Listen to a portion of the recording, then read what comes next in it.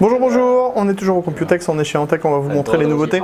On commence avec le water cooling et l'arrivée prochaine de 3 radiateurs en 120, 240, 360 mm, ça s'appelle le RCT. C'est un radiateur de water cooling entièrement en cuivre avec un design plutôt carré, finition plutôt sympa et on voit que c'est assez slim puisque on est sur une épaisseur de 27 mm. Également en water cooling, on va avoir des nouveaux réservoirs pompes, donc ça c'est tout nouveau avec le P450-130 et le P450-180, donc ça dépend tout simplement de la hauteur du réservoir.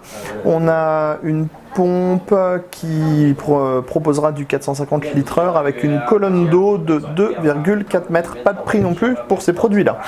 Antec revient ensuite sur l'air cooling, alors avec pas moins de 9 nouveaux ventirad CPU avec le Elegant en single, en double tour, donc qui s'appelle Twin, en bi-twin avec 2 tours.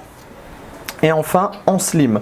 Sur le principe, on a des caloducs, une base qui est en cuivre nickelé et on va de 4 à 6 caloducs maximum, pas de prix non plus pour ces produits-là.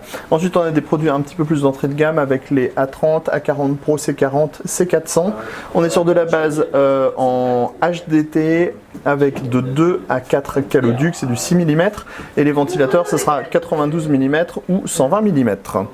On vous parle du Elegant Triple, donc qui est en fait plutôt un assez gros monstre avec 8 caloducs au total. Il y a 3 tours, il y a différents essais qui ont été faits au niveau du couleur. Donc on a un nickelage plutôt classique, plutôt foncé, plutôt clair.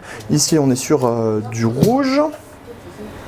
Et donc on a 3 groupes d'ailettes, ça fait 165 mm de hauteur. On a également des ventilateurs qui vont arriver, donc de type ring on va dire, puisque c'est un anneau lumineux autour, mais on ne connaît pas le nom. Enfin, on n'a pas lu la fiche technique pour être précis. Ensuite, les boîtiers, donc le GX200 qui devrait arriver fin juillet ou mi-juillet, un boîtier qui sera proposé à 79 €. On a un cache dans le bas, des possibilités d'intégration disque dur SSD à l'arrière et également sur les côtés, format ATX, 7 slots d'extension. On est sur du full mesh à l'avant et sur le dessus et on a également un système d'éclairage RGB.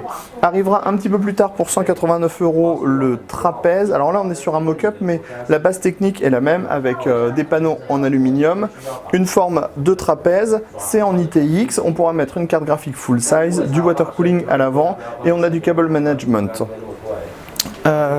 Water cooling encore avec les nouveaux IO. Donc ce sont maintenant les Mercury 120, 240 et 360 mm. On retrouve des radiateurs en 27 mm d'épaisseur et la pompe est intégralement nouvelle. Il y a ici un éclairage en bleu, ça se branche avec un petit micro USB ici et on pourra changer en fait la couleur du tour de la pompe si on a envie, donc soit avoir une pompe noire et blanche ou alors avoir une pompe avec un dessus rose, gris ou blanc. On termine avec un dernier boîtier, le Crown, qui avait déjà été présenté au CeBIT mais qui était avec des panneaux en aluminium à l'époque.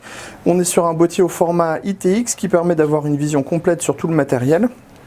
On a 3 plateaux pour mettre 3 SSD, un format ITX, 2 slots d'extension. À l'arrière, on peut installer une alimentation quasiment full size. On peut mettre un ventilateur de 200 mm maximum.